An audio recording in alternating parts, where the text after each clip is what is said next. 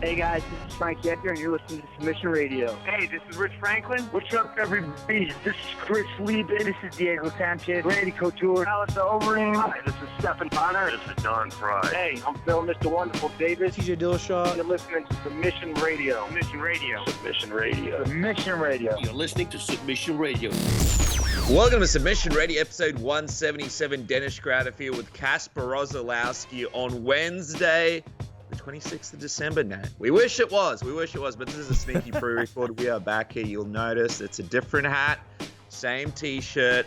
Of course, this is the 26th. It's Boxing Day in Australia, and unfortunately, we are unable to do the show live, but it's pre-recorded. We're excited to break down and preview UFC 232. And just quickly, Cass, Boxing Day, 26th of December.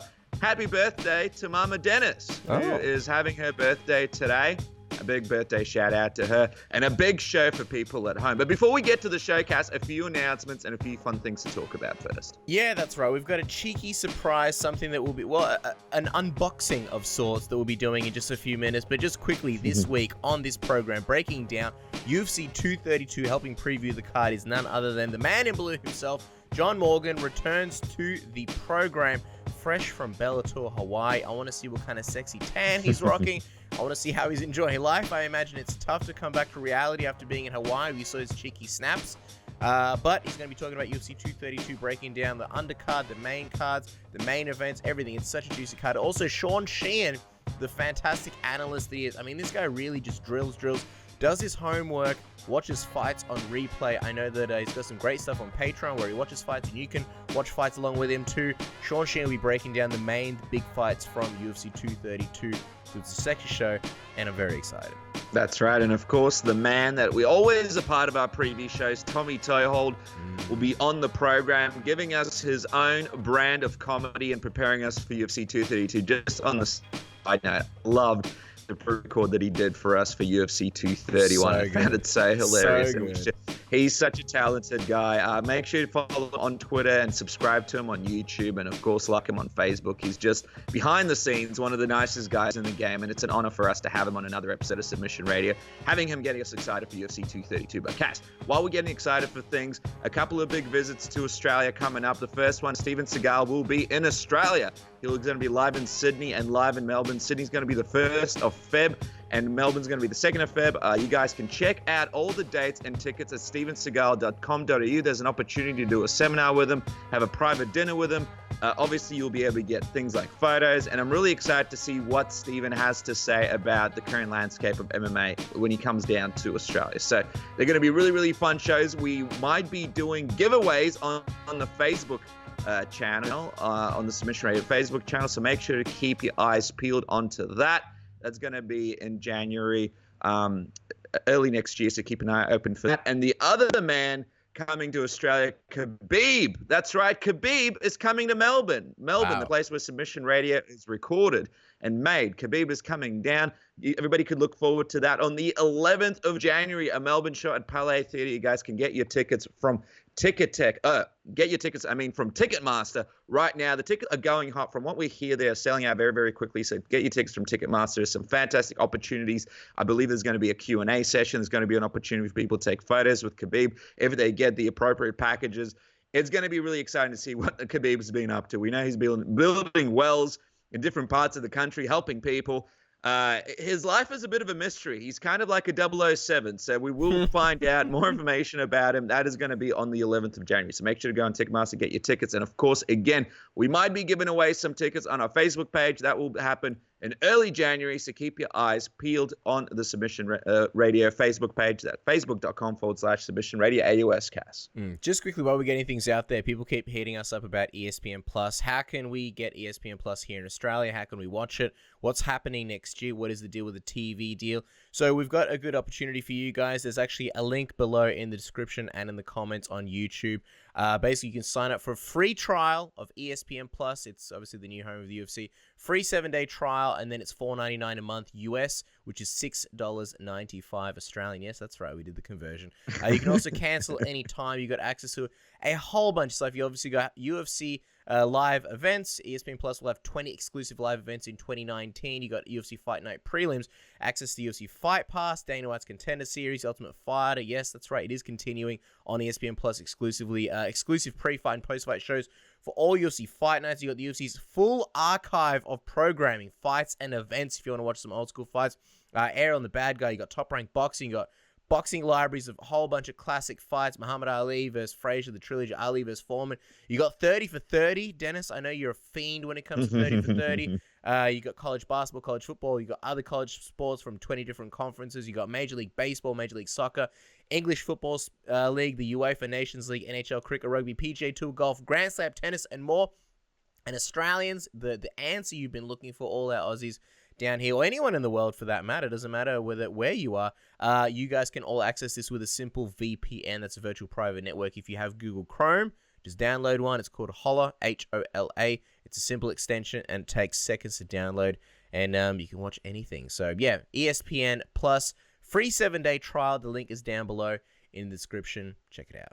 That's right, guys. And if you are listening on iTunes, tune in on Stitcher, jump onto the YouTube channel and find that link. We'll also try and share it on our social media. Fun way to become a part of this great ESPN programming. I was on there the other day. It's really easy to use. Give it a trial, and also you'll be helping Submission Radio. So jump on that link, give it a click, and subscribe, and give it a bit of a taste. See how you like it. It's exciting to see what you guys think about it. But as we do go into the program, just quickly, we have a first guest online. Just quickly, a reminder to everybody at home, or even a bit of an announcement. Actually, before we do reveal the big surprise, Submission Radio will be absent in the month of January. Our big return will be in February for our coverage for UFC 234. That's right. Fortunately, in January, me and Casper are going to be out of the country, overseas. There could be some sneaky exclusives coming to the YouTube channel. There could be not. We don't know what's going to happen at this point, so definitely keep subscribed to the YouTube channel, but the show will officially return after UFC 234. But Cass, before we go to our first guest, we have the big reveal. I'm excited. The people are excited. Give us the goods. I'm very excited. As you guys may or may not know, but probably know because it is all thanks to you, we have hit 100,000 subscribers on YouTube officially. Actually, I think we're at about 104,000. We're going to, you know what, we might even be on 105,000 by the time this comes out. What happens, YouTube sends you what's called a silver play button. It came in the mail. I have been like a kid waiting for Christmas presents. We're doing the big reveal probably in the best way that we can, which is here on the show. Scribbled out addresses so that people don't send us, dick pics in picture form. So here it is. We're opening it up. We'll do it right before your very eyes. Get rid of this, which has no meaning. There's a nice message from YouTube. From Susan Wojcicki. I think she's Polish as well. CEO of YouTube, writing personally to Submission Radio. Congratulations, Submission Radio. You are the best in the world, and my God, you guys are incredibly sexy. Susan, you shouldn't have. All right, that may or may not be what she really wrote, but there you go. Oh, my goodness. Oh, Jesus Christ. Wow. Well, in the words of many women who I always wish said to me this, but never said it, it's so much bigger than I thought. Oh, my God. Oh, my God. Feast your eyes on this and drink it in. Oh, Jesus Christ. I really thought the silver play button was smaller. I thought it was like a little thin kind of thing. Oh, Jesus. Well, there you go. Look at that. There it is. YouTube doing it right there. I'm just going to make sure that this camera focuses. It's not doing a very good job. Oh, no. Can you guys see it? There's really bright lights here that are kind of preventing it. There we go. Presented to Submission Radio for passing 100,000 subscribers. What a fucking milestone. And it's all thanks to you guys. So there we go. The silver play button. This will forever be sitting somewhere and also in our hearts. We literally couldn't have done it without you guys. Couldn't have done it with SB Nation. All the phenomenal, amazing journalists that put our stuff on all sorts of different websites and have done over the years. All the phenomenal guests that have come on. I don't even know what to say. This is like the worst thank you speech ever. But yeah, this means a tremendous amount. This is, I guess, kind of like, like our version of an Oscar, kind of. Yeah, no, it's spectacular, and I agree with you, Cass. A big thank you to all of our listeners and supporters for getting us this far, giving us the subscribers, all the journalists that have been super cool to us. And also, I guess it's a great segue because this is the final show of 2018, just to thank everybody for their support, our coverage, for subscribing, for clicking on our videos, for commenting below on Facebook, Twitter, Instagram, whether it's a review on iTunes that we still haven't read out, but we promise we will in 2019.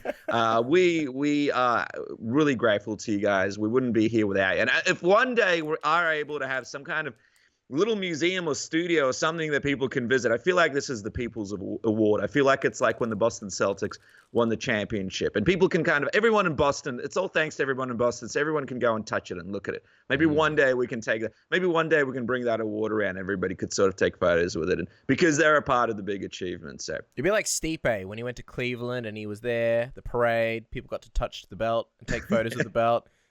I mean, there won't be as many people, but you know. And security will be asking us to leave. And why do you have a shiny play button there? But it would be sort of similar. So a big thank you to everybody there. Now, guys, I was buying chicken from the deli the other day, and a nice man behind the counter was like, "Are you an MMA journalist?" I said, "Who told you, kid?" And then he recognized me. It was one of the greatest moments of my life. So things are moving up for Submission Radio. Little did we know that he hated Submission Radio and he spat in that chicken, which made for a great garnish later on. Guys, a big thank you to you again, a big award, and a big thank you for everybody who followed us in 2018. But with that, it is time to kick off our last episode, our last preview show for 2018. Cass, we have our guest patiently waiting on the phone. He's ready to go. We're ready to go. And you're about to introduce him. All right, guys. Our next guest made us extremely jealous, courtesy of his recent pictures of Honolulu from Bellator, Hawaii. You, of course, know him for his phenomenal coverage on MMA Junkie. The man in blue himself, sporting a sexy tan. How's life, man? We imagine it's pretty hard coming back to reality after a trip like that. Hey, man, living in Las Vegas isn't the worst place to be, that's for sure. But Honolulu was awesome, man. It really was a cool environment. Definitely, man, some knowledgeable fight fans, and just an awesome environment, man. It made me really hope that the UFC can pull it off someday, because, man, I'd love to see Max Holloway fighting out there at Aloha Stadium in front of 50,000 Hawaiians. It was pretty fantastic. Well, unbelievable. I mean, we didn't get a personal invite to hang out with Herschel Walker, so what was the highlight for you over in Honolulu? Herschel was good, man. It was kind of funny. I ended up having a little cup of coffee with Herschel Walker and Scott Coker at the Four Seasons, feeling like a very, very special player. Yeah, it was awesome, man. But it was good. No, it was good. It was fun over there. Herschel is a great dude, by the way. Found him in the airport on the way there. We ended up flying on the same thing. So talked to him a little bit. But fights were good. Like I said, the crowd was just awesome. Alima McFarland, her walk-in was amazing. I know that sometimes you worry about maybe it being too over the top or too, but I love the Bellator walk-ins, having a little bit of creativity there and having some fun with it. I thought was pretty special. So overall, I just thought it was awesome. And again, I can't say enough about the crowd. They cheered at all the right times. They cheered like guard passes and position changes. So they really know the sport they're watching. It was fun. You can tell they were dying for that event. So that's awesome to hear. Of course, we've got you on to talk about UFC 232, but going with this Hawaii theme, we got to start off with BJ Penn versus Ryan Hall. It's kind of tough watching BJ lose to guys like Dennis Seaver these days, man. Somebody who wasn't even a contender back when BJ was champ. What do you think about him coming back against Ryan Hall? It kind of seems like he doesn't really have a whole lot to gain here, even if he does win. Yeah, I agree, and that's what's so puzzling, I guess, for me to figure out.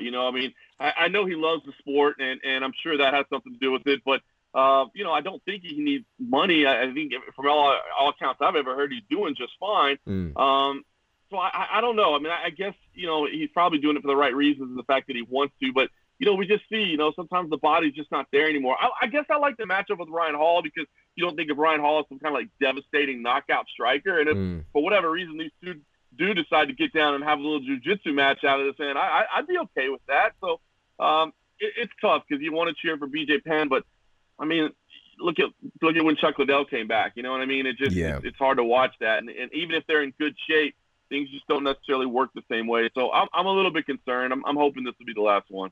I mean, that was going to be the next question. What do you think it takes for BJ to retire? Do you think he's waiting to sort of get that win so he could go out, or do you think it's going to take something drastic for him to sort of decide to hang his gloves up?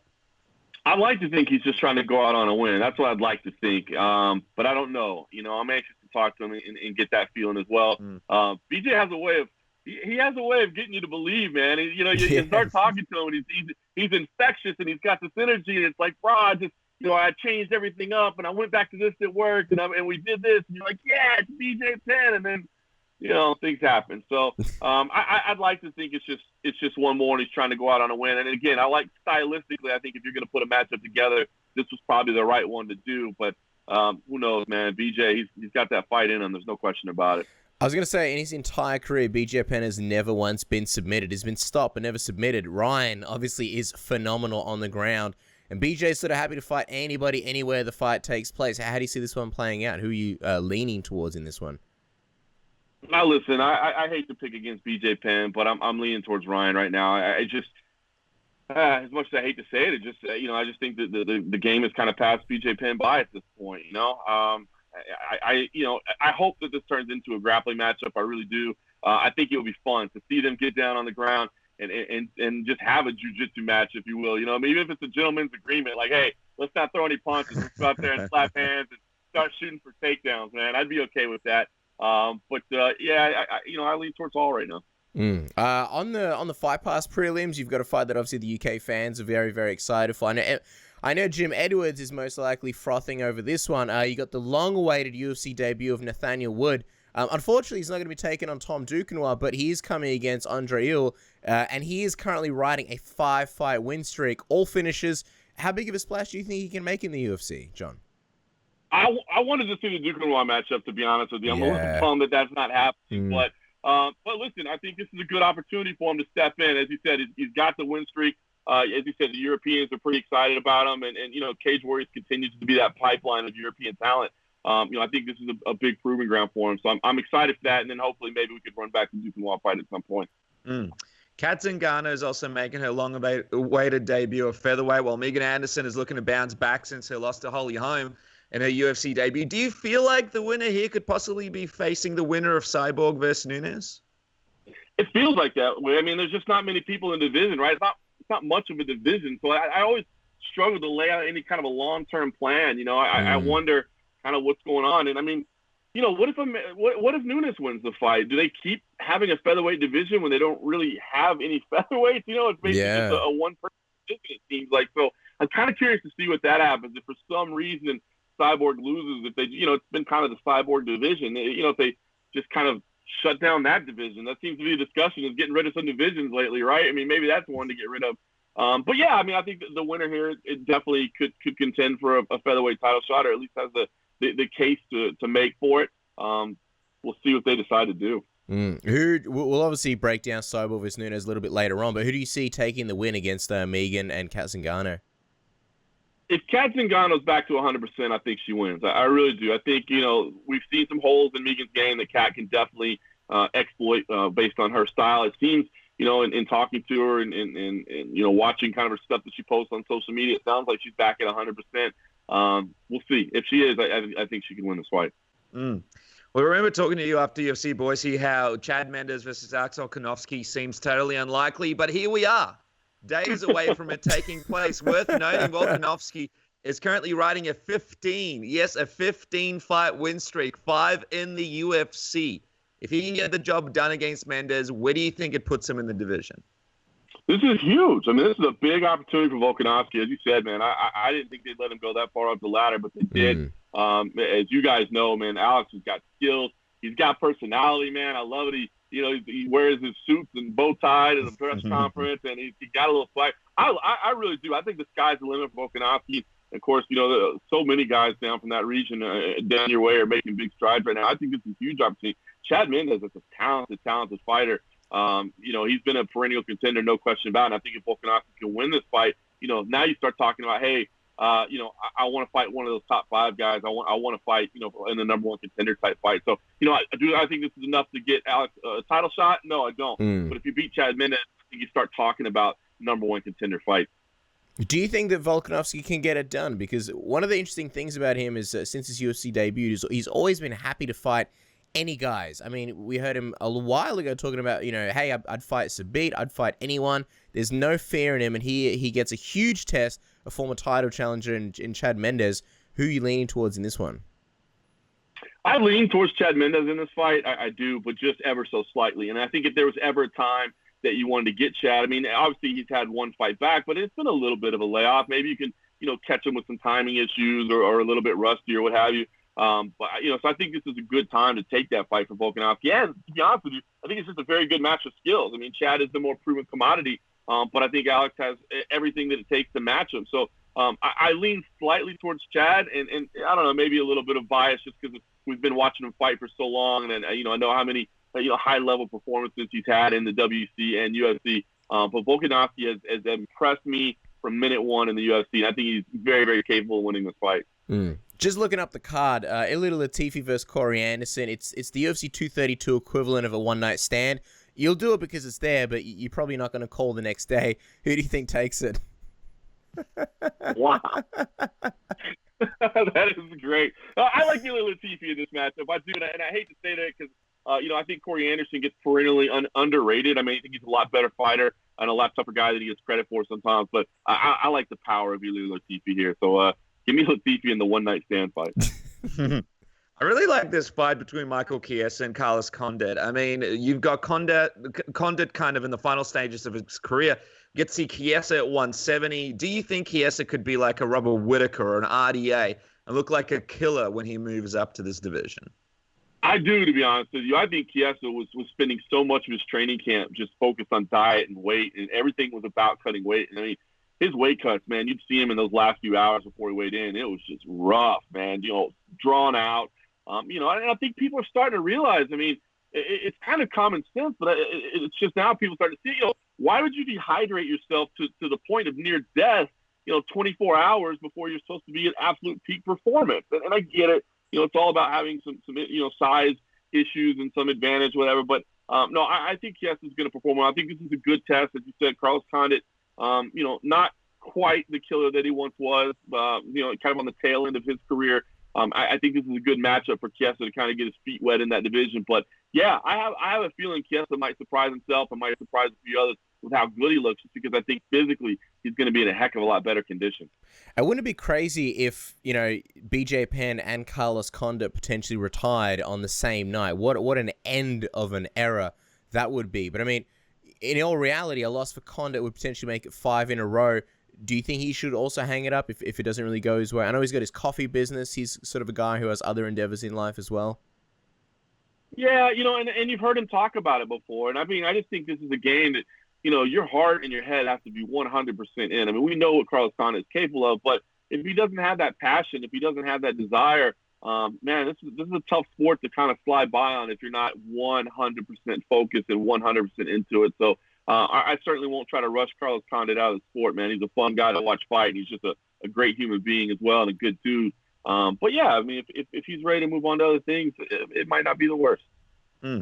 Looking at Amanda Nunes, Cris Cyborg, Nunes just keeps beating the big names, Miesha Tate, Ronda Rousey, in tough challenges. But her star power doesn't really rise that much, and maybe it never will. But Cris Cyborg, she's a big draw, and her time in the sport, or her time in the UFC, it's sort of coming to a close. What do you think would benefit the UFC more, Nunes winning or Cris Cyborg winning here? That's a good question. Yeah, because I have been pondering about this. What happens if Cyborg loses? As we talked about earlier, what happens to that division? If you really kind of made that division for one person, what happens if she loses? Does it go away? There's not a ton of depth in that weight class right now, and that could change over time. It certainly could, but I don't know. So I wonder if the division would even be around. It's interesting you said with Nunes because she doesn't seem to resonate, and I don't know why. Maybe it's just because she's a little bit quiet. I mean, normally I know she doesn't like to talk about trash. Of course, English is her second language, but she's pretty good at it. It's not like she's lost when she's speaking in English. So I don't know why she hasn't resonated. You got to think it should beat Cyborg, and I think she has a real possibility of beating Cyborg. I do feel like if anybody can do it, Amanda Nunes is the one. She has the size. She has the power. I know the people around her at American Top Team are thinking, listen, she's going to shock the world. This is the one to get it done. So I guess I'd say Cyborg winning is best for the UFC. I mean, she number one, you don't have confusion about a division. You don't have somebody trying to create or defend 2 titles at the same time. And Cyborg is that name that's kind of resonated for a long time. I think Cyborg is a bigger star. So I think seeing the bigger stars win would probably benefit the UFC most. But I don't see Amanda Nunes winning being a bad thing for her. Would you say, John, that this is probably the most legitimate super fight since maybe GSP versus BJ Penn? Just in the sense that, the previous or most recent champ fights that we've had, say, GSP Bisping, you got Cejudo and TJ coming up. You had Conor and Eddie Alvarez, DC and Cormier. Who else have we got? I feel like there's another one I'm forgetting. None of those guys really had long reigns as champions, whereas Nunes and Cyborg, both of them have been so dominant. Where do you stand on this as far as, I guess, being the most legitimate super fight we've had in a very, very long time in the UFC? I think it's a great way of putting it. I think you're right. I do think it is a legitimate super fight. I mean, I think it's, as you said, 2 dominant champions. And to me, that means so much more than, like you said, winning a title, never defending it, and then going and winning another. Like, yeah, it's an impressive accomplishment, but, it's not as impressive as, continually defending 1 or 2 belts. So, yeah, I do. I think, that the importance of this matchup might be lost on a lot of people because that, maybe the history of the women's divisions isn't quite as long and established. So therefore it's not being given quite as much of a priority. But yeah, I think this is a legitimate super fight. And as I said before, I think Amanda Nunes has a legitimate shot of beating Cris Cyborg, which, I don't think a lot of women do. And I mean, that's no disrespect. I just think Cyborg is an absolute animal. And I think it's hard to pick anybody against her. But if you're going to have somebody do it, it might be Amanda Nunes. It sounds like when we're talking about predictions, you're still going with Cyborg here. I think so. I just don't know how you predict against Cris Cyborg when you know what we've seen. I like what Amanda brings to the table. I like her opportunity to win.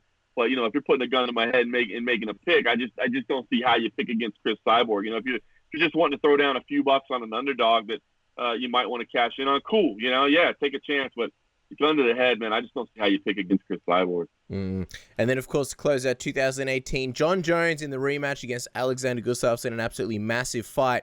Just going back a few weeks ago when Jon Jones spoke to Ariel very candidly about his sobriety and how he still drinks and still smokes pot and he isn't really ready for complete and total sobriety.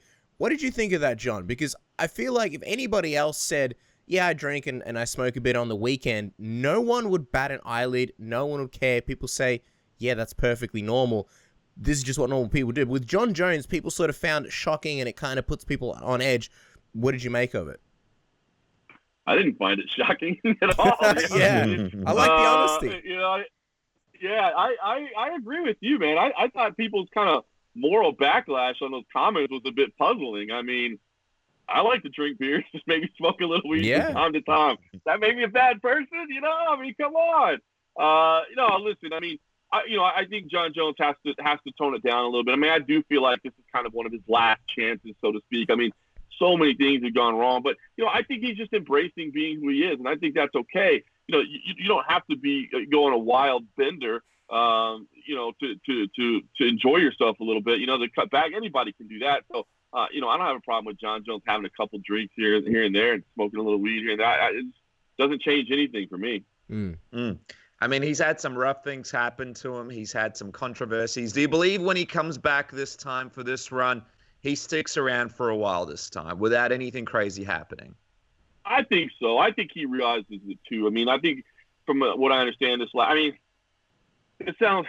had so many second chances, and I hate to say that, but I mean, he's had so many different issues over the years that have cost him time out of sport, and it sucks because I think he's probably the greatest fighter to ever do this, but I don't know that he has the greatest accomplishments list because of the time he's missed. We had Demetrius Johnson, for instance, before the loss as our number 1 pound-for-pound fighter, MMA Junkie, because Demetrius Johnson was out there getting the wins. You rank accomplishments. I don't think you rank just talent. And so I think Jon Jones realizes that there's millions of dollars on the table, that there's legacy on the table, and that he's got to take things serious and he's got to be very, very careful. I think God forbid something else popped up with a drug test or something along those lines.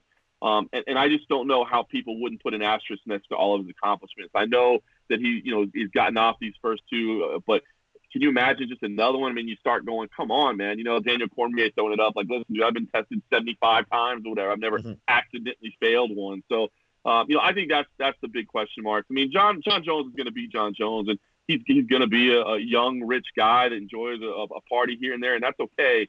I just hope he has learned where those boundaries are and respects those boundaries, because he's an incredibly talented fighter, and you'd hate to see any of that squandered by something that happens outside the cage. Oh, absolutely. What do you think Jon Jones has to sort of gain from this fight if we're looking at stakes? Because I feel like the last few years and the last few fights of Jon Jones' career, the DC fight, the OSP fight, it's more it's not that Jon Jones is really moving forward, it's that he's playing catch up. He's going back to where he was previously. I mean, of course, you know, he stands to get a win and he stands to get his belt back, but it just kind of seems like he has everything to lose and Gus has kind of everything to win in a fight where I guess not too many people are necessarily picking him, if that makes sense. I think that's absolutely fair. I think, you know, the only way Jon Jones really shines in this is if he comes in and gets a dominant win. You know, if he struggles again, you know, like he did the first time around. And it's funny because, you know, people look at that first fight and say, man, that was a bad night for Jon Jones. And it was, but they point it as a weakness. To me, I always looked at that first fight as more of a strength, of showing that the guy does have championship heart. You know what I mean? When he's losing, when he's got to rally, he can dig deep and pull something out. So, you know, I always thought that was great to admit that, you know, he didn't have his best stuff that night and he still found a way to win. So I think if he comes in here and he's dominant, you know, if he gets a finish, you know, even if it's third, fourth round, something like that, but if he gets a finish and he looks good doing it, then I think he does gain something there, because you go, look, you know, I told you guys 5 years ago that that wasn't me, and now this is me, and look what I just did. You know, I'm back. I got my belt again, and, you know, who's next? Come on, I got every last one of you. So I think that's the only way. I mean, if this thing, you know, if it's a close fight, if it's a, you know, obviously God forbid he loses for him, I mean, that would be a step back for him. But, you know, I think even if it's a close fight like it was the first time around, you know, I don't think he gains much. I think, you know, we know who Jon Jones is. So I think he's got to come out here and he's got to make a statement, to be honest with you. Who did you have winning that first fight, and who do you think is going to win this one? I had Jon Jones winning. I thought the scores were right. I had him coming back and you know, obviously using that famous elbow, man, to kind of turn things around and to get the score. So I thought Jon Jones was the rightful winner, and I think Jon Jones should win here. I really do. Jon Jones is an incredible fighter, and what's interesting is, you know, when you look at all the layoffs he's had and all the times he's been out of the cage, it's not exactly like Gus has been out here just, you know, turning in fights every 3 or 4 months and, you know, racking up wins like Cowboy Cerrone or something. You know, he's had a lot of time off as well. So when you talk about, you know, trying to catch somebody, you know, with cage rust or, you know, some poor timing, I don't think Gus is necessarily in that, although he did look fantastic last time out. But I just think Jon Jones is a cut above. I really do. I think Alexander can provide him a tough fight just like he did the first time around. But I just think Jon Jones is a cut above, and if he's executing, he wins. Well, it's going to be a very exciting event. John, just quickly before we let you go, we've always said you're one of, if not the most hardest working men in MMA. It's something that we really respect about you and sort of look up to you for. After UFC 232, there's a couple of weeks before Cejudo Dillashaw. What do you think you'll get up in the meantime? I'm assuming some long overdue quality family time. Or do you have other secret projects that you'll be working on, just working around the clock? Looking at that schedule, like, it throws me for a loop, man. I keep waiting for like more events to get announced or something, right? Like, especially with, you know, with the UFC canceling a card now. I mean, there's 2 major MMA events the entire month of January. So, yeah, man, I'm not gonna lie, it's gonna throw me for a loop. I'm used to that work grind, but yeah, definitely some family time. You know, my kid is doing jiu-jitsu now. He just started rolling in a gi, and he's going to Extreme Couture and Syndicate, so he likes training like in a gi every single day. And yeah, being at home with him, as much as I love being on the road and covering the sport, I gotta say, you know, going and watching him roll, it's like my favorite time of the week, you know, of the day. Is just, you know, seeing him out there on the mat. It's fun to watch. Wow. Well, guys, make sure to follow MMA Junkie for all your coverage for UFC 232, of course, on Twitter at MMA Junkie, John, MMAJunkie.com, and the MMA Roadshow that takes you into the fight week and really gives you a different type of perspective. One of the best shows out there. John, thank you so much for coming on the program. Thank you so much for coming on the show all through 2018. We always love having you. We can't wait to see you in 2019. Have a great New Year's Eve and a great break, my friend. Yeah, thanks, bro. And I'll still be smoking a little weed and drinking a little bit. See you, John. He's the Snoop Dogg of MMA. Thank you so much, John. Hey, this is Tony Okagui Ferguson, and you guys listen to Submission Radio. Keep tuning in, guys. The year is nearly over, and that means there's one more big card, and that card is UFC 232, and it's chock full of violent MMA goodness, and here are 5 reasons you should be watching it. Number 1, I mean, it's obvious, Jon Jones is coming back. A Jon Jones fight only happens once every 1.5 years or so, and with his next suspension probably right around the corner, that length of time could be even greater before his next fight after this one. So if you want to see the best fighter in the world fight, you need to do it right now. A Jon Jones fight is like a rare eclipse. You miss it and that's it. You're not going to see another one for a while. Even better though, he's fighting against the one guy that's given him any kind of real challenge in Alexander Gustafsson. Now, neither of them has fought for over a year, I think, so this could end up being a real shit show. But nah, ring rust is all in your mind. I'm sure it'll be fine. Honestly, it just means this fight is going to be as unpredictable as any MMA fight. Who will win? Probably Jones, but you never know. Last time Jones had a long layoff, wait, no, that was the second DC fight. 2 times ago when Jon Jones had a long layoff, he got blasted by OSP, and people have a funny way of going unconscious sometimes after shots like that. So you never know. Maybe Gus will shock the world. Probably not, but that's the fun of these things. The second reason to watch is the super fight Cris Cyborg and Amanda Nunes, 2 of the most dominant female fighters of all time, and we're going to see them face off. When it comes to those 2 divisions, you can't say there's anything that's going to be better than this fight, and it's going down on this card. Can anything stop Cyborg? I honestly don't think so, but just like the Jones fight, you never know. If anybody's going to even have the slightest chance of beating Cyborg, it's going to be Amanda Nunes at this point. And even if the odds are about as good as the Avengers beating Thanos, there's still a chance. And even if there's not a chance, we're going to get to see Cyborg do what she does, which is absolutely decimate people. Literally 2 of the best fighters of all time are in the main and co-main event against arguably their greatest competition. Yet you still need more reasons to watch, okay?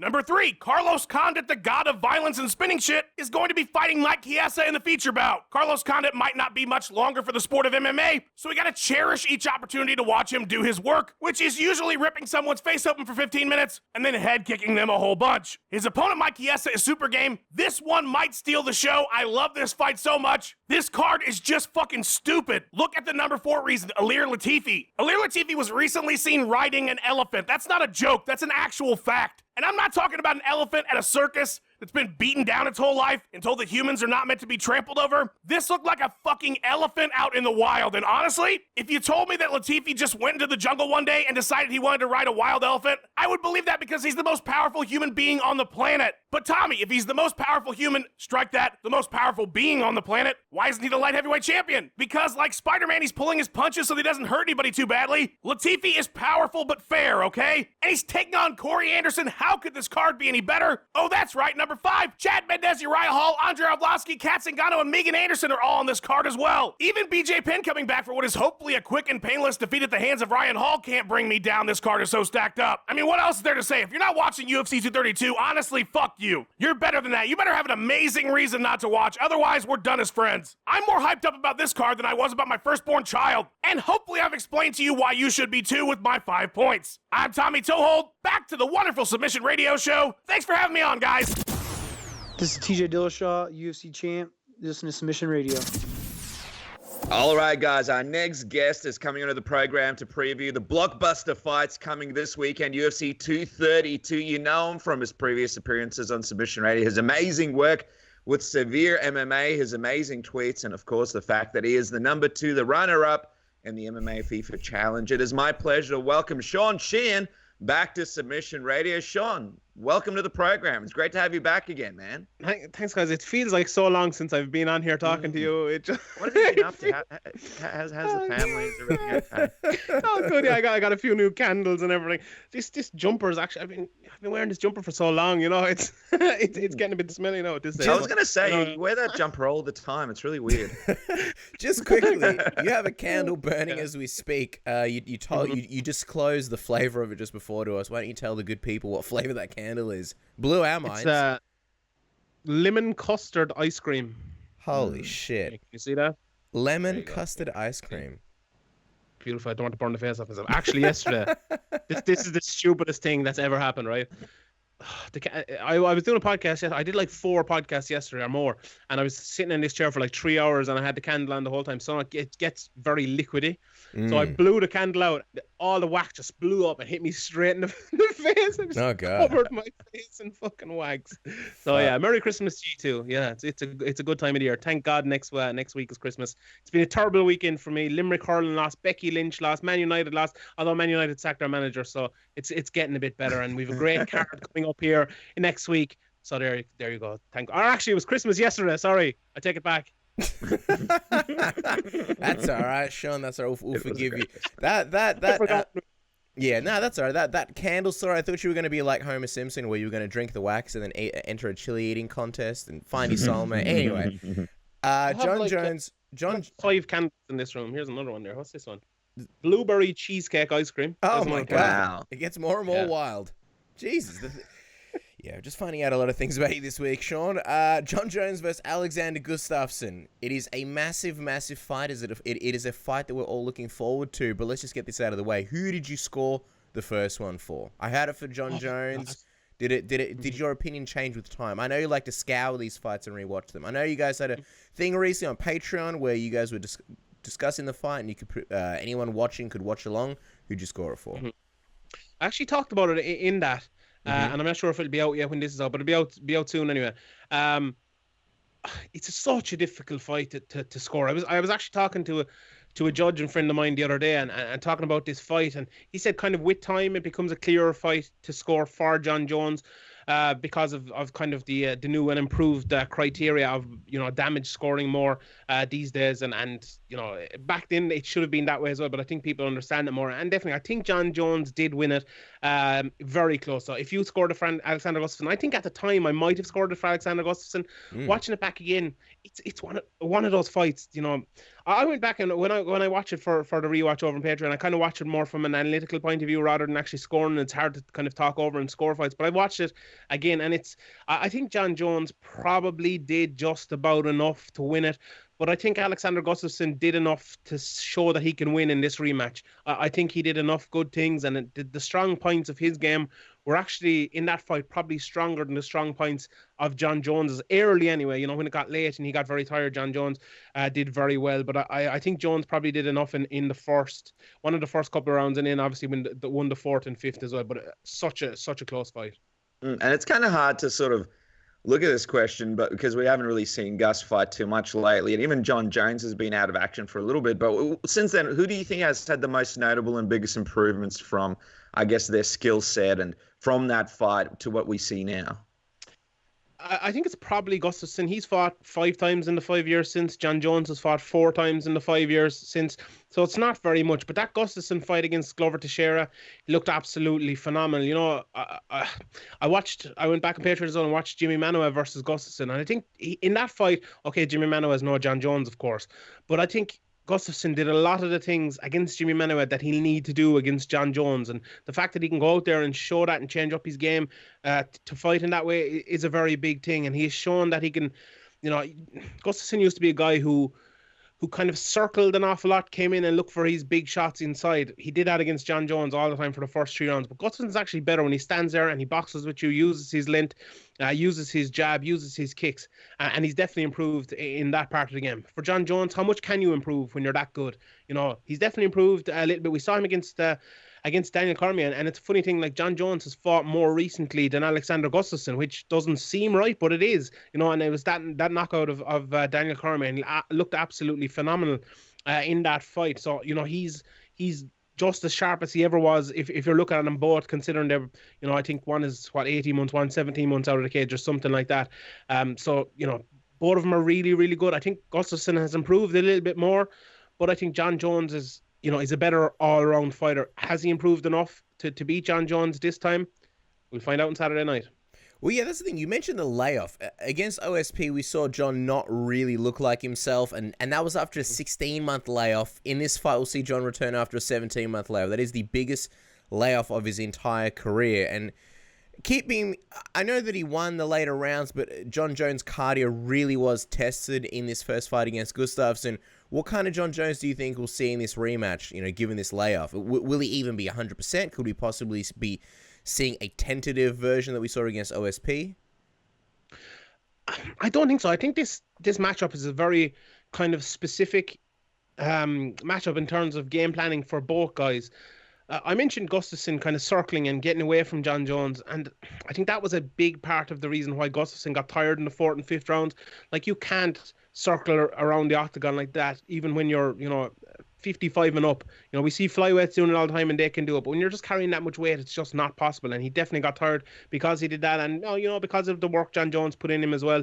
Not a lot of body kicks, but a few body kicks, a lot of body shots as well, and stuff like that. But look, for Jon Jones, I think he's unbelievable cardio. He can keep going 5 rounds, absolutely no bother at all. I think for Alexander Gustafsson to win this game, or fight even, and for Jon Jones to win this fight, I think it's going to come down to technique, and I think it's going to come down to the jab. I think it's going to come down to using your lint, and it's going to come down to that.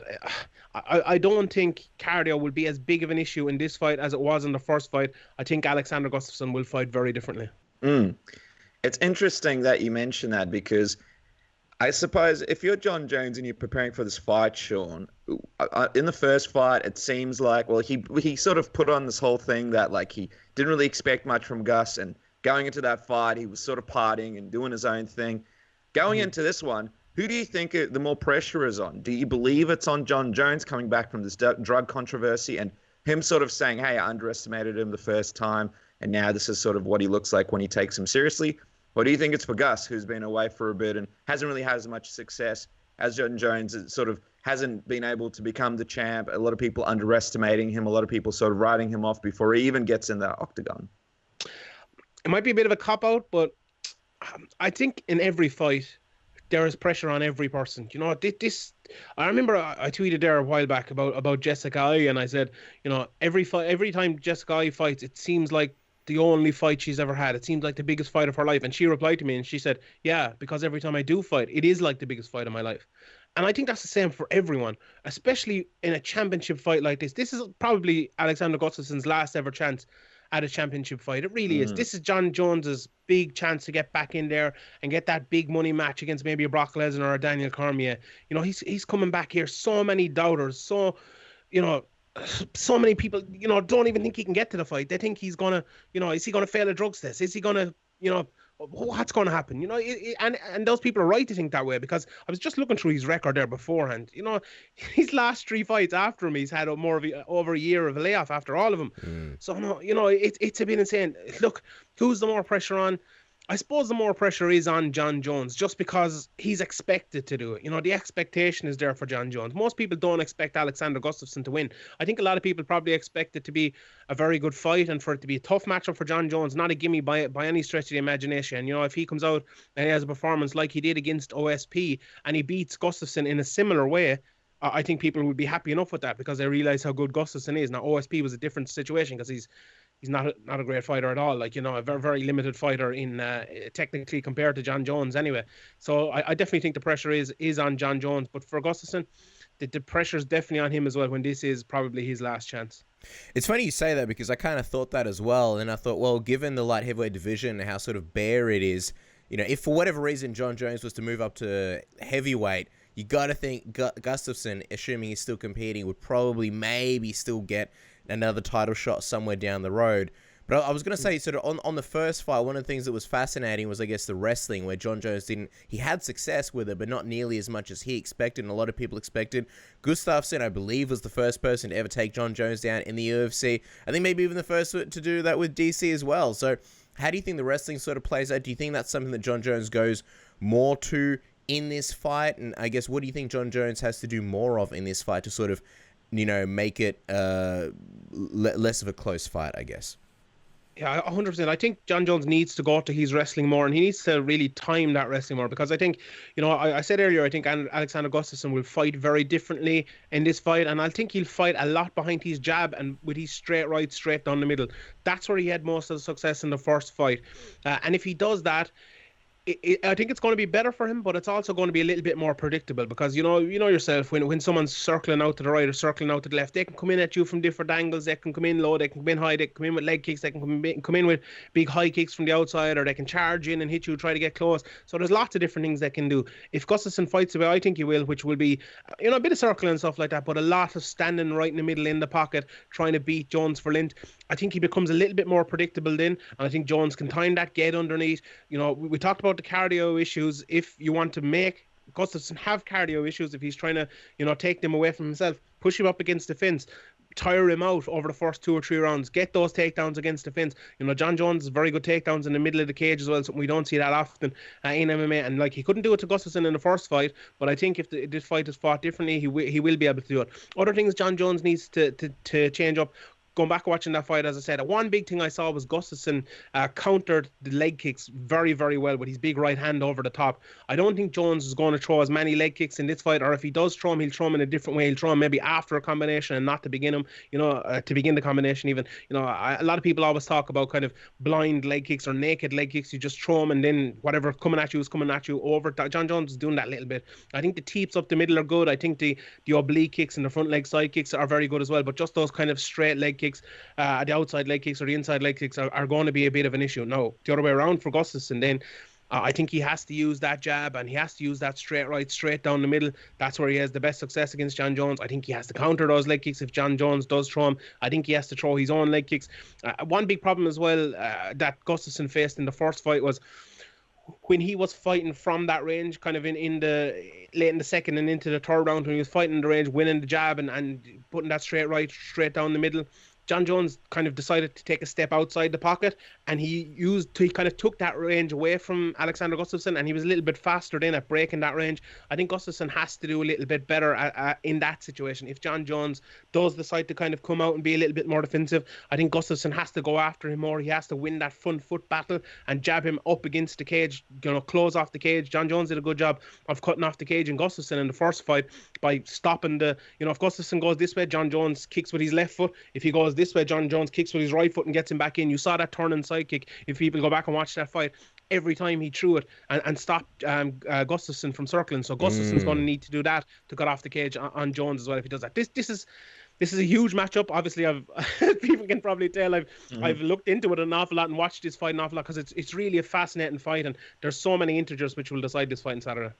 Well, I'll tell you what, this is why we get you on the program, Sean. You said that very, very nicely. So as we sort of wrap up our discussion on this fight, what is your official prediction? Who are you going with? Alexander Gustafsson. I think he'll win. I think he'll come out. I think he'll use his length. I think he'll use his jab. Jon Jones, a lot of people come into that fight and kind of in an odd way. Remember he had that stupid like this lad here behind me, that stupid poster with the arms sticking out and who has the longer arms. It turned out to kind of be like that. It came down to, for a lot of that fight, and it actually wasn't a lot of the fight, but it was a lot of the big moments in the fight came down to Alexander Gustafsson's length and his ability to beat Jon Jones at length. Now, I think Jon Jones is a better all-around fighter. I think he's a better fighter when you're talking about variety and being able to change things up, and he did that multiple times throughout that fight, and I'm sure he'll do it again. But if Gustafsson can get long periods of dominance using his jab, getting behind that jab, cutting off the cage and Jon Jones, I think he can beat him, and I think he will beat him. I think he will do that. He showed in the first fight that he can do that. If he has a better game plan this time around, if he doesn't circle from the very start or just does a little bit less, pushes Jones back, he can win this fight, and I think he will do that. Wow. It's definitely a scenario that I can see happening. It's one of the reasons why I'm so excited. Wouldn't it just be insane if Jon Jones, after everything that he's gone through, comes back to a fight that a lot of people think, this will be when he came back and got beat DC and got his belt back, and then Gustafsson comes in there and kind of fulfills his own destiny. What do you do then? Obviously, there's going to be a trilogy. MMA world would just be in uproar and madness, and it'd be everything we love about MMA. Before that happens, though, obviously Cris Cyborg versus Amanda Nunes happens. Just want to gauge you, Sean. What kind of excitement level are we talking from you for this one? On paper, where do you think this one sort of ranks as far as the highest prestige women fights in UFC history go?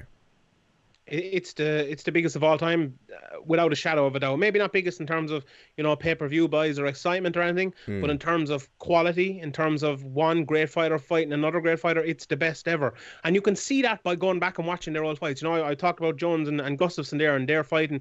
Gustafsson fighting Manoa, who you can kind of see is a little bit similar to Jon Jones. He's a striker that'll stand up and throw big shots and get behind his jab and stuff.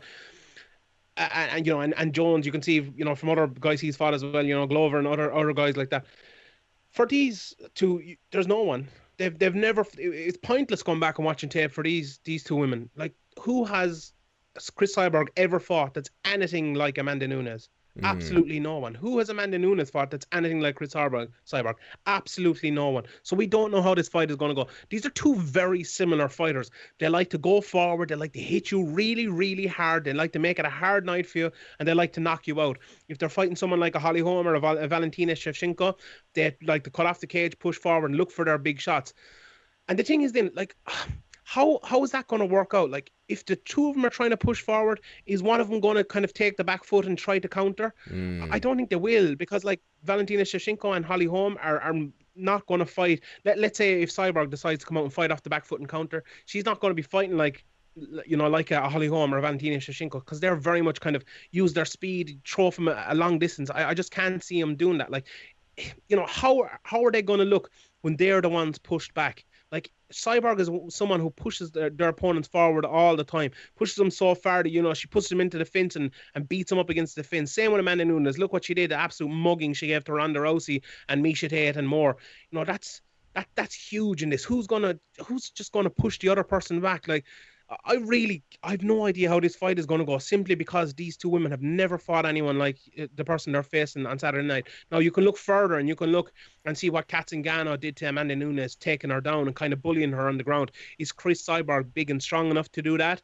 She probably is, but then you have to ask yourself, will she do that? Will she take it to the ground? Amanda Nunes is very good on the ground as well if she gets on top. Will she want to risk that? And maybe she'll end up on the bottom with Amanda Nunes on top. We saw it was years ago now, but Gina Carano on top before, kind of having her way with her. That was the last time really Cyborg looked in any sort of trouble or anything. So that's interesting as well. Will Amanda Nunes try to take her down? It's a fight that I really, really have no idea how it's going to play out. Like, usually I have some sort of idea, maybe 5 different ideas how the fight will play out, and one of them will happen. I'll be wrong in 4 ways, but I'll be right in 1 way. But this way, I really, really have no idea, and that's what makes this fight so fun. You have you asked about the level of anticipation, and I think the level of anticipation based on quality and skill is at the very, very top. But the level of anticipation just based on the matchup itself and how it's going to actually play out is maybe one of the most excited I've ever been for a fight. Definitely for a women's MMA fight anyway, because I really, really have no idea how it's going to play out, and I'm really, really excited to watch it. I feel like this sells more pay-per-views than the Countdown show, and this is getting everybody excited. What do you think it does for the women's bantamweight and featherweight divisions, especially if Nunes wins?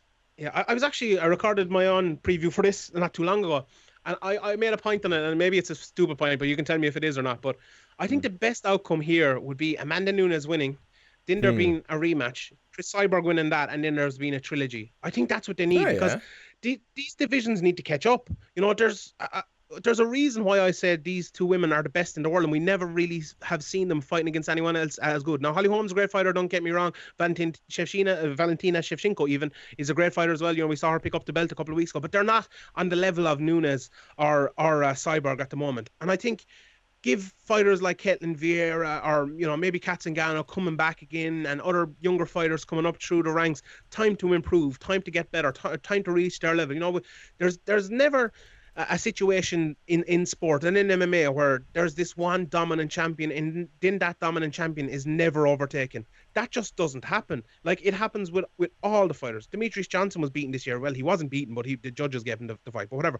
Joanna Jędrzejczyk looked like she was unbeaten. Someone overtook her and beat her. Ronda Rousey, Anderson Silva. It happens with absolutely everyone. It'll happen with them as well. It's just a matter of time. And I think there'd be no problem with, if it's a close fight, even having a rematch, having a third fight. I think it'd be very good. I think it'd be great for both of those divisions. Make an interim title, or let Amanda Nunes vacate her title at 135 or whatever, and let that division reset itself. I think that'd be good. The 45-pound division, I think that'd be the best thing that could ever happen to it as well. But obviously, we won't know if that'll happen until Saturday night. It's all speculation, but hopefully it does. Well, hopefully. I'm saying, it'll be good for the division. Well, not only have you sold me, Sean, it's not a stupid idea, but I think you've just secured yourself a job at Endeavour, just putting it out there. If anyone's listening, I think you're officially hired, because I like that plan, and the way that things play out with the UFC matchmaking these days, I think they would like that plan as well. I won't get a prediction from you, because it sounds like, this one's kind of up in the air, and I totally get that. But you mentioned Kat Zingano earlier on while we're sort of talking about featherweight. Who are you picking between Kat Zingano and Megan Anderson? It's a tough one. No, Katzengano watching that fight against Amanda Nunes, I think she's at her best when she gets right in your face, puts you to the cage, pulls you down on the ground and beats you up from on top. Megan Anderson is going to be just so much bigger than her. You know, is she going to be able to do that? And I don't think Katzengano is the best technician in the world. I don't think she's the best in the world at getting behind her jab and, you know, beating someone on the feet in a straight boxing match. Megan Anderson isn't either, but I think she has kind of a good jab. She can use her length relatively well and has good enough striking. And, you know, if Katzengano tries to push her against the fence and maybe Megan Anderson turns around and pushes her against the fence, I think she's good in that area as well. And if she can, you know, if she can wear out and beat Katzengano in that area, I think she can probably win the fight.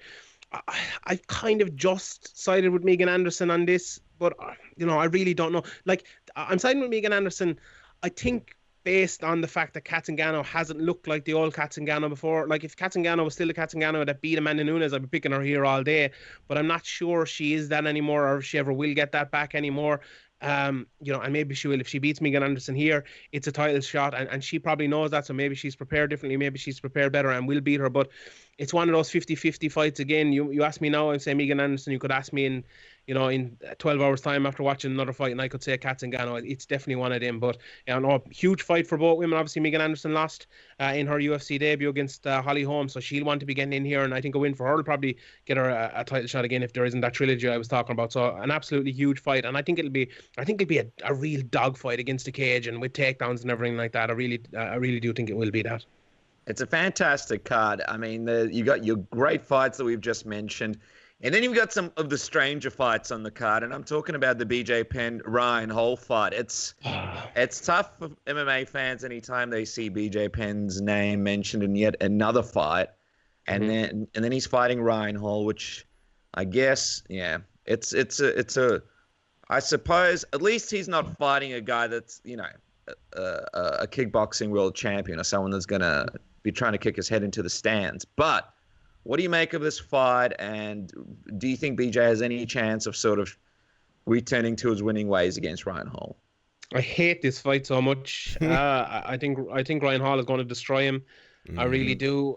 Look, BJ Penn has a chance because, you know, Ryan Hall is not the best striker in the world, and BJ Penn still has very good boxing. You know, if he can keep Ryan Hall on the feet and you know, use his making a boxing match, he can beat Ryan Hall 100%. And, you know, I wouldn't be surprised at all if he did that. But I think the saddest thing that could happen in this fight, and actually I do think it's what's going to happen, kind of like, not as bad, but kind of like Tito Ortiz versus Chuck Liddell. Tito Ortiz beat Chuck Liddell on the feet, which I predicted beforehand.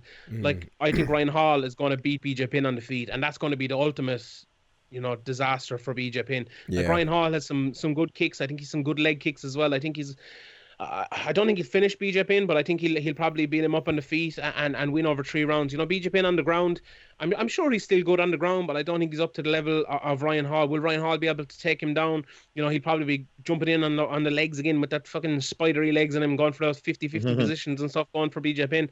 But I think Ryan Hall will win this fight on the feet. I think he'll win all 3 rounds pretty comprehensively. And I think BJ Penn will probably fight again in like 3 months' time for the UFC, which is very unfortunate. If BJ Penn did win here, would you like to see a retirement in the octagon? Yeah, I think it'd be great. What do you think mentally his game plan is? Because, you know, we've seen the rumors of him discussing contract extensions and stuff like that. Like, in his mind, do you believe he still thinks he's going to work his way up to a title shot or something? Or it's very strange because there's a lot of, it's clear that, you know, with a winner, it would be great to see him retire, but it just doesn't seem like he's on that level at the moment. I think BJ Penn's thoughts are, if I don't fight, I don't have anything. You know, Michael Bisping, if people listened to him on Joe Rogan podcast last week, you know, he has commentary, he has this big business he's running as well. When he left fighting, he was a guy kind of like BJ Penn, who his whole life was fighting, but he kind of realized, you know, with a few years left, I have to have things afterwards. And, you know, commentary kind of keeps him in fighting. You know, his son is a very good wrestler. I think, you know, he's talking about maybe being a fighter in years to come. And Michael Bisping's talking about training people as well. You know, he has lots of things.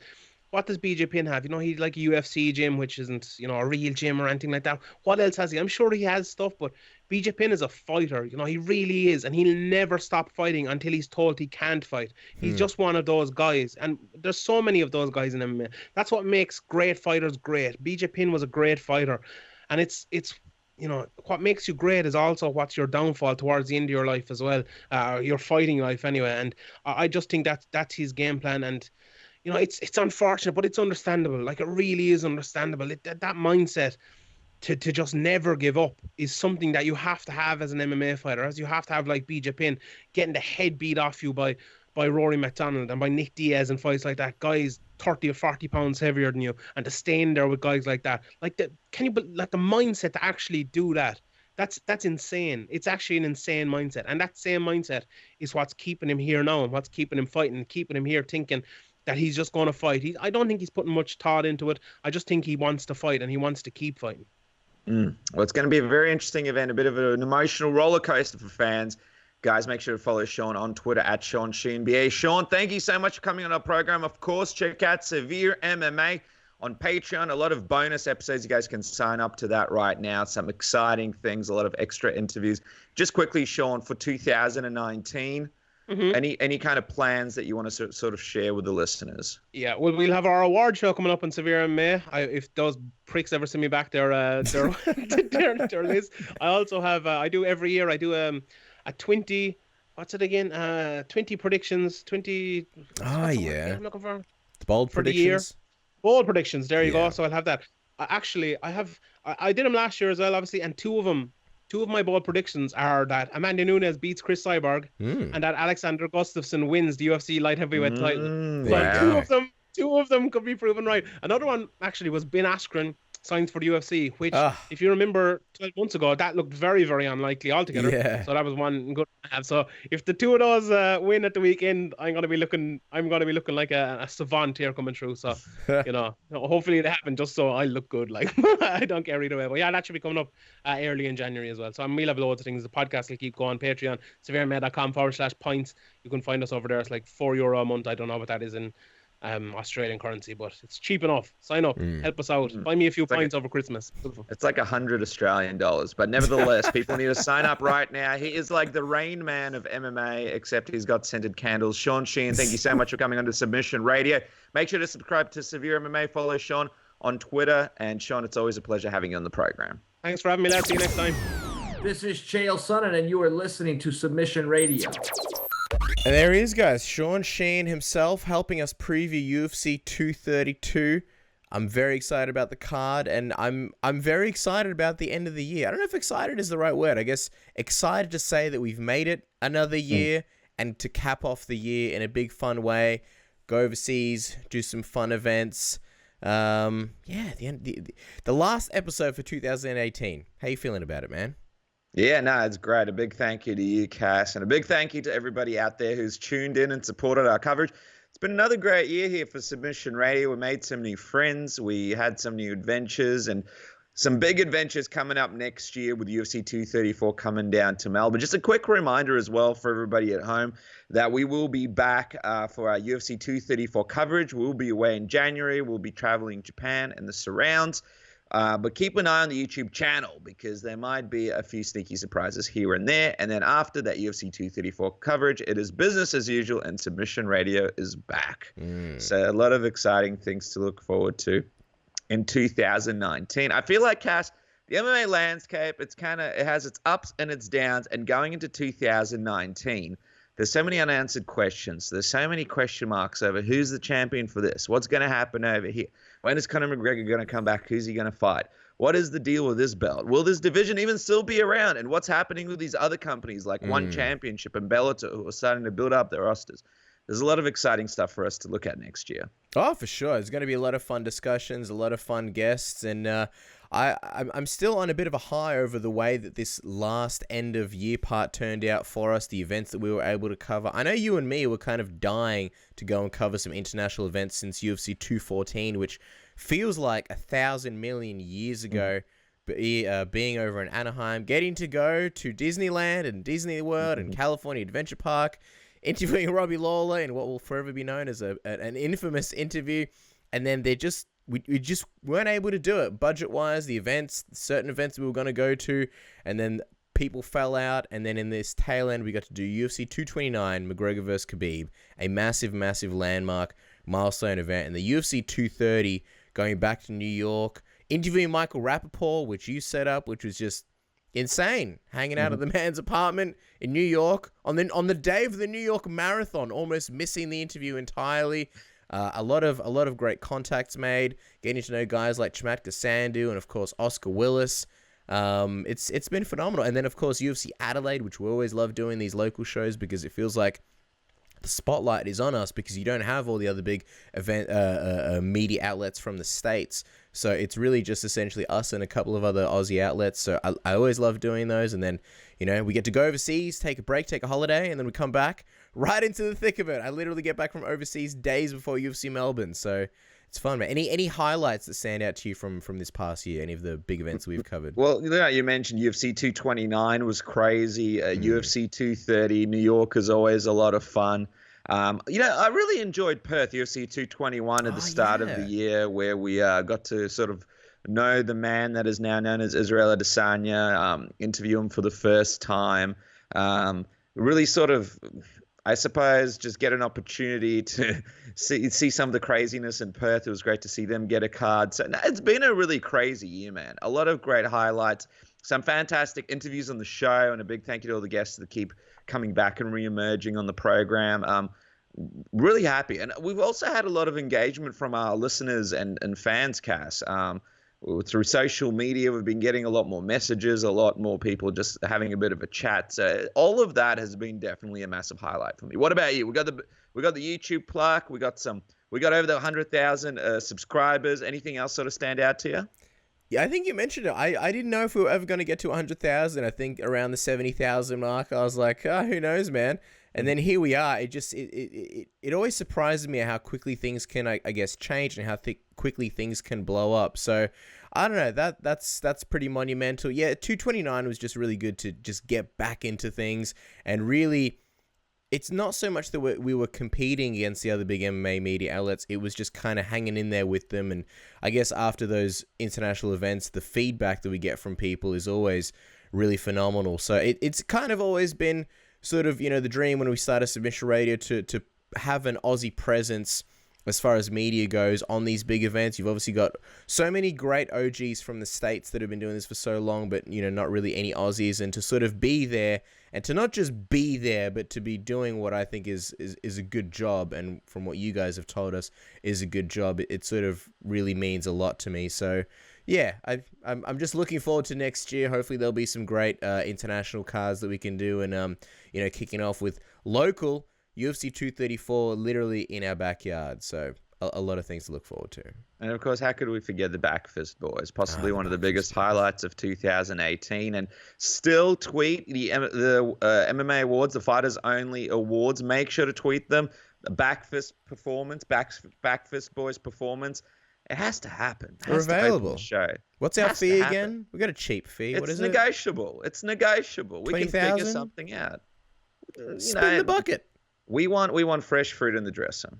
Is that a lot to ask? No, a couple of, big bottles of champagne. We'll figure it out. Just have their people contact our people, and I want you to tweet Fighters Only and remind them that the Backfist Boys, Backfist Boys want to be back. And they want to do it at the MMA World Awards. So that, guys, as we wrap up, just a quick reminder, Steven Seagal will be live in Australia. Go to stevenseagal.com.au, book your tickets now. It's going to be on the 1st of Feb in Sydney, 2nd of Feb in Melbourne, and of course, Khabib is coming to Melbourne. That is on the 11th of January. Grab your tickets from Ticketmaster now. Tickets are selling fast. And also, experience ESPN Plus. Jump in the description link below, click on the link, and experience it for 7 days. Not only do you help Submission Radio out, but have a lot of damn fun in the process experiencing ESPN. And with that, Cass, any final words as we wrap this puppy up? I'm done. Have yourselves a fantastic New Year's, guys. Don't drink too much, or maybe do whatever you want. It's your holidays. Do whatever you want. Best wishes. Stay safe over the holidays, and we'll see you guys soon. We'll see you guys for UFC 234 in Melbourne, Australia. Man, I like the sound of that. Have a great New Year's, and we'll see you next year.